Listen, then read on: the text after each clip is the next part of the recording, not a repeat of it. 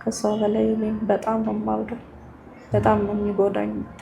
ብቻዬን ማድረግ ነበረብኝ፣ የሆነ መታገል ነበረብኝ። በጣም ጠንካራ ናት ከምልህ በላይ። እንደዚህ እንደ ልጅነቷ አይደለችም። በጣም የልጅ አዋቂ ነች። ይደክመሃል፣ በጣም ስራ ለመስራት ያስቸግራል። ሰውነት ይቀንሳል፣ ምግብ ፍላጎት ይቀንሳል። ገድሎ ነው የሚያድነው። ያሳብዳል ሁሉ በቃ እብድ ነው የምትለው። በጣም ነው የምንነፋፈቅ፣ በጣም ነው የምንገናኘው በስልክ ምንም። ታዲያስ መቅዲ ሰላም፣ እንዴት ነሽ?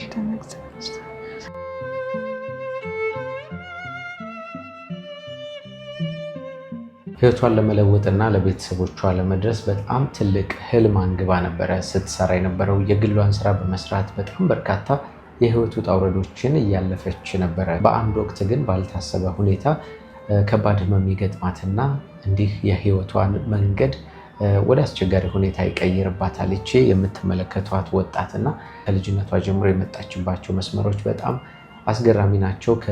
ከመሰናዷችን ደግሞ የህይወት ታሪኳን ቀንጨባ አድርገን ወደ እናንተ እያቀረብን ቁም ነገር ታገኙበት ዘንድ ነው ቆይታ የምናደርገው። የተለያየ የዓለም ክፍል ሆናችሁ እኛን ተቀዳሚ ምርጫ አድርጋችሁ ስለምትከታተሉን እናመሰግናለን። ቻናላችን እንግዲህ እንደምታውቁት ወቅታዊ፣ ማህበራዊ፣ አዝናኝና አስተማሪ የሆኑ ልዩ ልዩ ታሪኮችን ነው እየዳሰሰ ወደ እናንተ የሚያቀርበው። ጌታቸው በላይ አብሬያችሁ በመሰናዶ ቆይታ አደርጋለሁ። ከኛ ጋር ሆኖ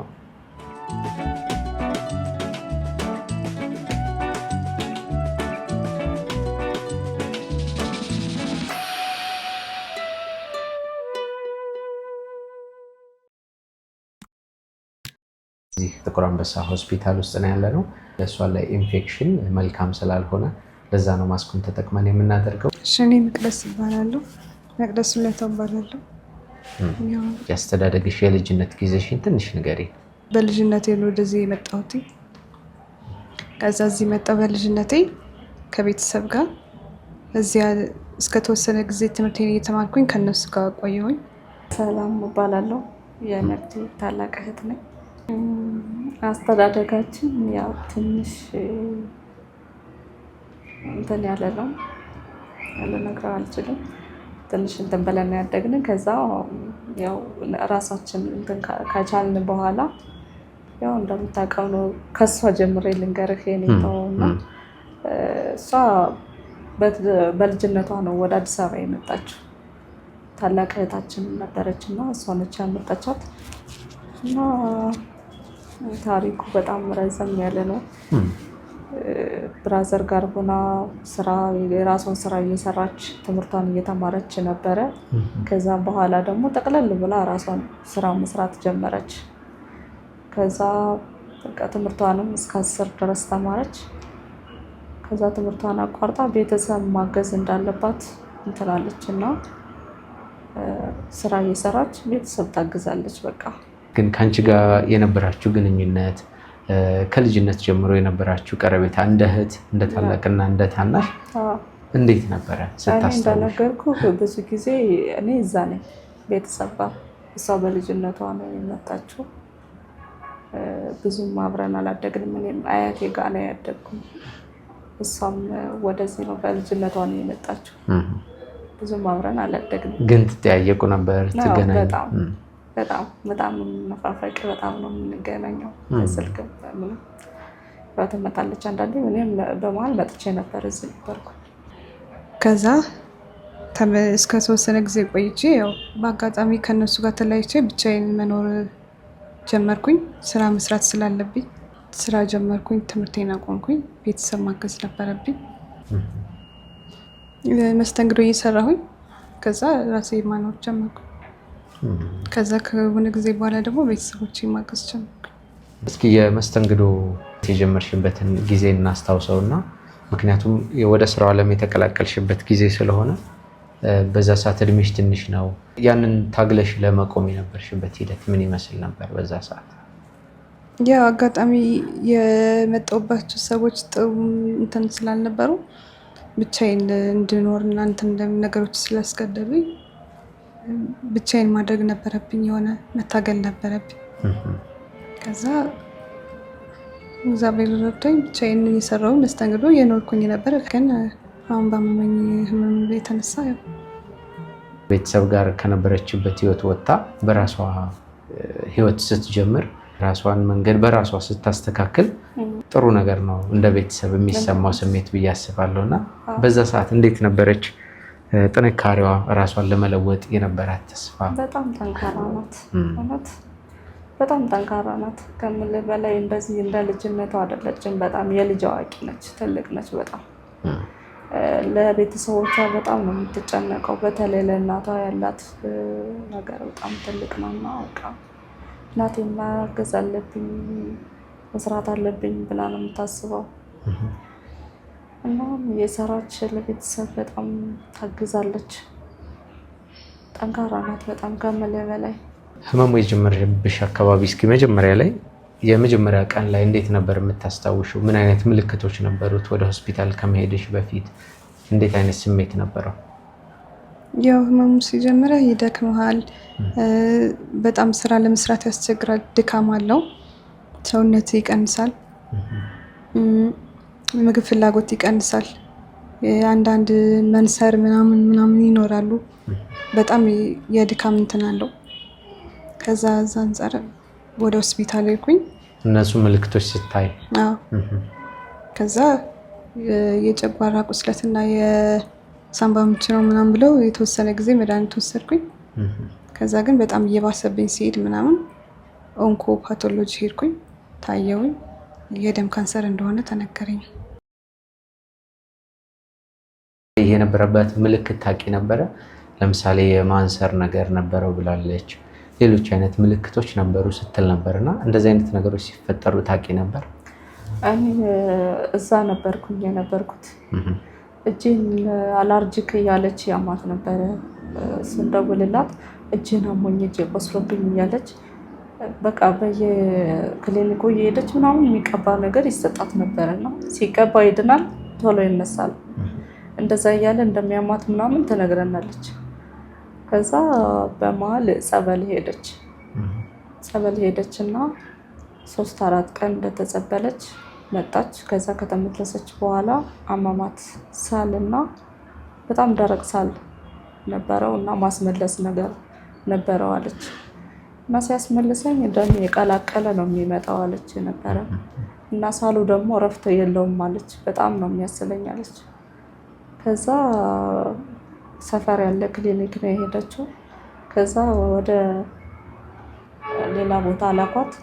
እንዳለ አውቀዋል መሰለኝ። ወደ ሌላ ቦታ ሄደሽ አሰርተሽ ውጤቱን ይዘሽ ነው ያሏት። ከዛ በኋላ አሰርታ መጣች። ከዛ እንደገና አሁንም ወደ ሌላ ቦታ ነው የትና የት እንደሆነ አላወኩም እንጂ እኔ ጳውሎስ እያለች ነው ጳውሎስ እንደገባች ነው የደረስኩ። ከዛ በኋላ በቃ መቅኒ ምርመራ ማደረገች ኦንኮ ሄዳ እዛ ጳውሎስ ገባን። ከጳውሎስ ደግሞ ቀጥታ ወደዚህ መጣን። እዛ አልጋ ነበረ እዚህ መጣን። ያው ዞሮ በሽታው ኤምኤል የሚባል ነው። በጣም ትንሽ ከበድ ያለ ነው። 91% ነው እንደደረሰ የተነገረው ማለት ነው ካንሰሩ። እና እሱ ደግሞ ትንሽ በኬሞቴራፒ የሚድን አይደለም። ያው ኬሞቴራፒው ግዴታ ስለሆነ ነው። እኛ በጊዜው ሁሉም ነገር ስላልተንትን ስላላለልን አቅማችንም ስለማይፈቅድ እንጂ ቀጥታ ነበር መሄድ የነበረባት። ከዛ ግዴታ መሄድ ካልቻለች ወደዛ አቅማቸው የማይፈቅድ ከሆነ መጀመር አለባት። እየቆየ ፌል ያደርጋል ተባለ እና ደግሞ ወደ ሌላ ቦታ ወደ አጥንት ወደ ቅንጭላት ምናምን ይሰራጫል ተባለ። ግዴታ ተጀመረ። እዛ ስቃይ ነው ከምን በላይ በጣም ነው የሚያሰቃየው። እንዲሁ እንደሚወራው አይደለም። ገድሎ ነው የሚያድነው። ያሳብዳል ሁሉ በቃ ብድ ነው የምትለው። እንደዚህ እረፍት ላይ ስትሆን እንደዚህ እንደምታይ ያዳናት። በጀመረች ጊዜ ግን እኔ ልነግርህ አልችልም ያለው ስሜት ከሷ በላይ እኔም በጣም ነው የማብደው። በጣም ነው የሚጎዳኝ የምታይ እና እንደዛ ነው። በጣም ከባድ ነው። በጣም ከባድ ነው። በጣም ነው የሚከብደው። እኔ ከማን ጋር ነበር የሄድሽው ሆስፒታል? ከአከራይ ጋር። ዶክተሮቹ እንደዛ አይነት ህመም እንዳለብሽ ሲነግሩሽ የተሰማሽ ስሜት እንዴት ነበረ? ያው ይከብዳል በጣም። አንደኛ ነገር ከቤተሰቦችም ካላቸው እንትን የተነሳ ያው በገንዘብም ሆነ በምንም አነስተኛ ስለሆነ እንትናቸው ይከብዳል። እንዴት ነው መታከም ያለብኝ፣ እንዴት ነው እንደዚህ እንትን ማለት ያለብኝ የሚለው ከዛ ደግሞ በዚህ እድሜ እንደዚህ መሆን አልነበረበትም የሚለው ይከብዳል፣ ያስከፋል፣ ብዙ ታዝናለህ ምናምን። ግን ያው ከመቼ ጊዜ በፊት ነበር እንደዛ እንደሆነ ያወቅሽ? 5 ወር። 5 ወር? አዎ በጣም ያወቅኩት 5 ወር ነው። ከዛ በፊት ግን ያው እያመመኝ አላርጅክም ሊሆን ይችላል ወይ የሆነ ነገር ሊሆን ይችላል፣ ሰውነቴ ላይ ምልክት ያሳየኛል። ግን እኔ የሚመስለኝ የሆነ አላርጅክ ነው ወይ የሆነ ነገር ነው ምናምን ብዬ ነበር እንትን የምለው። ከዛ ግን በደንብ የደም ካንሰር መሆኑንና በደንብ እንትን የተባለው አሁን 5 ወር ምናምን አልፎታል። ቤተሰብ አቅም አሁን ድረስ ማለት የሚያውቁት ትንሽዬ ህመም እንደሆነ እስካሁን ድረስ ሆስፒታል በቆየሁበት በተኛሁበት ሰዓትም ሆስፒታል እንደሆንኩኝ አታውቅም ነበረ። ማዘር ምንድነው ትንሽ ህመም ነው ተሽሎኛል ምናምን ካለችበት አንፃር እሷን ትንሽም ስላመማትም ምናምን ካለችበት አንፃር እንድትጨነቅና እንትን እንድትል ስላልፈለኩኝ ይሻለኛል፣ ደህና ነኝ አሁን በቃ ቤት ነኝ ምናምን ሆስፒታል ሆኜ ቤት ነኝ ምናምን ነው የምላት እና ደህና ነኝ ምናምን ነው የምላት።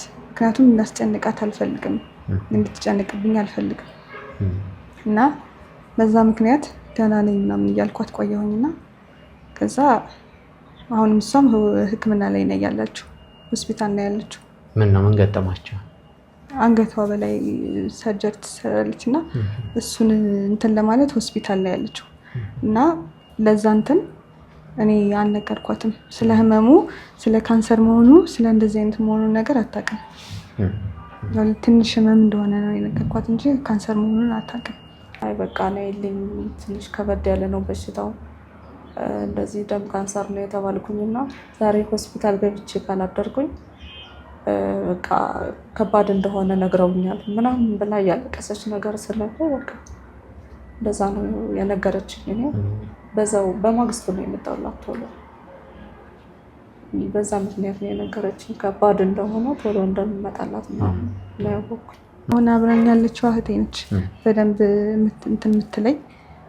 ያው በእንትን ባይሆንም መጀመሪያ በገንዘብ በምንም ብዙ ለፍታለች እንትን ብላለች። እስካሁንም ድረስ ያለችው እሷ ነች፣ አብራኝ ያለችው ከጎኔ እሷ ነች።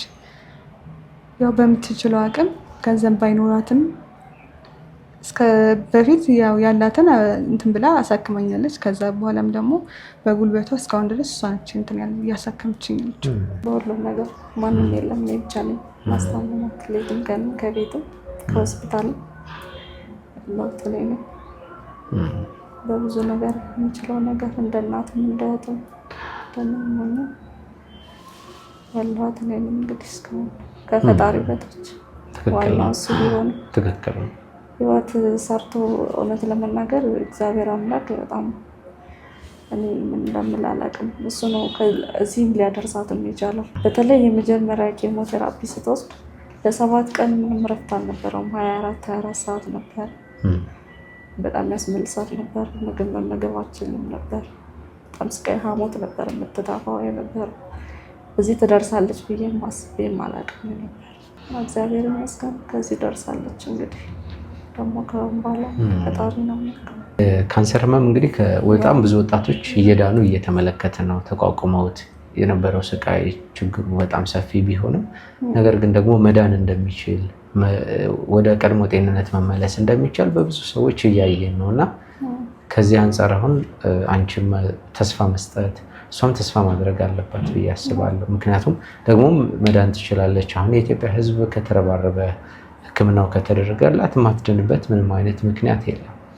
ስለዚህ ከዛ አንጻር ጠንከር ማለት አስፈላጊ ነው እና ደግሞም እንዳንቺ አይነት እህትም ስላላት ከጎኗ የሚቆም ሰው ስላላት ይሄ ትልቅ ነገር ስለሆነ ሕክምና ወጪውን የሸፈንሽበት መንገድ፣ ምክንያቱም መስተንግዶን የምትሰሪው እንዳልሽኝ ገቢው አናሳ እንደሆነ ይታወቃል እና ከእሱ አንጻር እንዴት ነበር እስካሁን ተቋቁመሽው የቆየሽው? ያው እኔ በምሰራ ሰዓትም የነበረኝን ያስቀመጥኩት የነበረኝን አንዳንድ ሰዎች ማቃቸው ጥሩ ሰዎች አሉ ማቃቸው እኔን የሚያውቁኝ ያግዙኛል። እነሱ በሚያደርጉልኝ የምገዛ ራሴ እንትን ያልኩት የሰራሁት የነበረውም በሱ ከቤተሰብም ከእህቴ እንትን ብዬ እስካሁን ድረስ ታክሜያለሁ። አሁን ስንሰማ እንግዲህ ወጪው በጣም አስቸጋሪ ነው። አንደኛ ነገር ወደ ውጭ ሄደሽ እንድትታከሚ ነው በሕክምና ቦርዱ የተወሰነው አይደለ? አሁን ምን አይነት ሕክምና ነው የሚደረግልሽ ወደ ውጭ ከሄድሽ በኋላ? ከዛ እንደገና ምን ያህል ወጪ ነው የሚያስወጣው? ሕክምናው 2 አይነት ነው ሕክምናው ተብሏል። ምንድነው? አንደኛ የቤተሰብ እንትን ሊያስፈልግሽ ይችላል። መቅደስ ሲቀየር አንደኛው ከቤተሰብ ይወሰዳል ወይ ደግሞ በራሴ ብቻ እንትን የሚላለ እሱን እንትን ለማለት እዛ ፕሮሰስ ላይ ነኝ አሁን እንትን እያልኩ እያጣራሁኝ ነው። እና ላንቺ የሚያስፈልገው የትኛው እንደሆነ እስካሁን አልታወቀም ማለት ይታወቃል ሂደቱ ገና እንትን አሁን ላይ ስለሆነ እየጀመርኩት እስከዛሬ ድረስ እንደዚህ ታከማለሁ ብዬ አላሰብኩም ነበረ። ምክንያቱም ካለኝ እንትን የተነሳ ማለት ነው እንደሚቀየር ነግሮኛል። ግን እኔ ያንን ማድረግ ስለማልችል ብዙ ገንዘብ ስለሆነ ማስቀየሪያው እንደሆነ ስላወቅኩኝ ያንን ነገር አላደርግም ብዬ ዝም ብዬ ቁጭ ብዬ ነበር በራሴ። ያግዙኝና በኢትዮጵያ ሕዝብ በሚያግዘኝ እናንተን ባረገልኝ ነገር ያው አስቀይራለሁ ብዬ ወሰንኩኝ። ከተስተካከለ ቀጥታ ወደዛ መሄድ እንዳለባት እንትን የምልህ እስካሁንም የነገሮች ሁኔታ ናቸው ኬሞንም እዚህ እንትን ሊያስብል የቻለው ማለት ነው። እና ቀጣይ ያለውን እንግዲህ ከዚህ ነው መሰለኝ የሚጨራርሱልን ያላወቅኩም እሱ ገና። ስለዚህ የሚጠበቀው ገንዘቡ እንዲሟላ ማድረግ ነው። ገንዘቡ እንዲሟላ ማድረግ ነው። ከዛ ከተሟላ ምንም እንትን የሚላት ነገር የለም። ገንዘቡ ከ7 እስከ 10 ሚሊዮን ብር ነው የተባለው። እና እንግዲህ ውድ ኢትዮጵያውያኖች ገና ህፃን ነች፣ ገና 23 ዓመቷ ነው፣ ገና ሩጣ ያልጠገበች ልጅ ነች። አደኑልኝ ያተርፉልኝ ነው የምለው። ከዚህ በላይ ማለት አልችልም ከእግዚአብሔር በታች። 7 ሚሊዮን የተባለው እንደ አጠቃላይ ነው። ሁለቱም የሰውም ማስፈለገም የራስን ብቻም ሆነም ዞሮ 7 ሚሊዮን ድረስ ያስፈልጋል። የሰው ካስፈለገ ከዛም በላይ ነው የሚያስፈልገው። የኔ ብቻ ከሆነ 7 ሚሊዮን ድረስ ሊበቃ ይችላል። የሰው ግን ሁለተኛ የሰው የሚያስፈልገኝ ከሆነ ከዛም በላይ ነው የሚያስፈልገው። እስኪ ደግሞ አሁን ያለሽበትን ሁኔታ፣ የህመም ምልክቶች ይኖራሉ፣ ኬሞ ትወስጃለሽ፣ እነሱ በጠቅላላ ያለሽበትን ሁኔታ እስኪ ንገሪኝ፣ ስሜቱንም ጭምር። ኬሞ በጣም ነው የሚከብደው። በጣም ማለት ምን ልበል፣ በጣም ነው የሚከብደው። ኬሞ ስትወስድ በጣም አስቸጋሪ ነው። ብዙ እንትን ብሎህ ነው ጎርቶህ ነው እንትን የምትለውና ይከብዳል በጣም ኬሞ። ያው እስካሁን ድረስ 3ኛ ዙር ወስጃለሁ። ከዚህ በኋላም ልወስድ እችላለሁ፣ ግን በጣም ይከብዳል ኬሞ። እንግዲህ ከፈጣሪ ጋር ደግሞ አንቺ በርትተሽ ወደ መልካም ጤንነትሽ እንደምትመለሽ ተስፋ እናደርጋለን እና አሁን ለኢትዮጵያ ሕዝብ ይህንን ቪዲዮ ለሚመለከቱ ሰዎች በሙሉ ምን አይነት መልእክት አለሽ? እስካሁን ድረስ ላደረጋችሁልኝ ሙሉ አመሰግናለሁ። በጣም ከጎን ሆኖ ላገዙኝ ሁሉም ከውጭም ሆነ ከሀገር ውስጥም ሆነ ያገዛችሁኝ ሁሉ በጣም ነው የማመሰግነው። ፈጣሪ ያክብርልኝ። እንግዲህ ደግሞ በሙሉ ጤንነቴ ተመልሼ ለምስጋና እንደምበቃ ተስፋ አደርጋለሁ።